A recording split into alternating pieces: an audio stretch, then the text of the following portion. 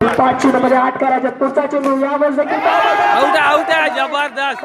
मैदान सोडावं लागेल. 7 चेंडूमध्ये 8 धावांची गरज होती. 2 विकेट, हॅट्रिक चान्स. 2 विकेट आल्या आता मॅच मध्ये आली आहे.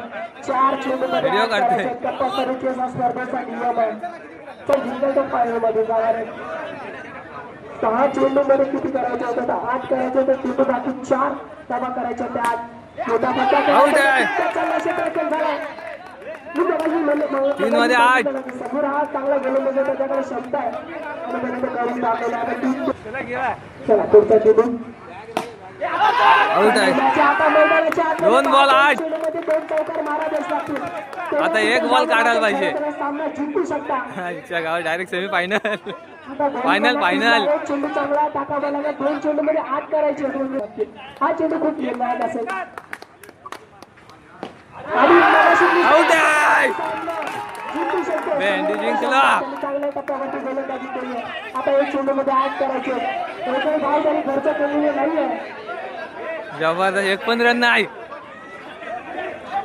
1 चेंडूमध्ये 8 करायचे. सामना जिंकला. टीम दुसरे दाखल झाला फायनल मध्ये. फायनल.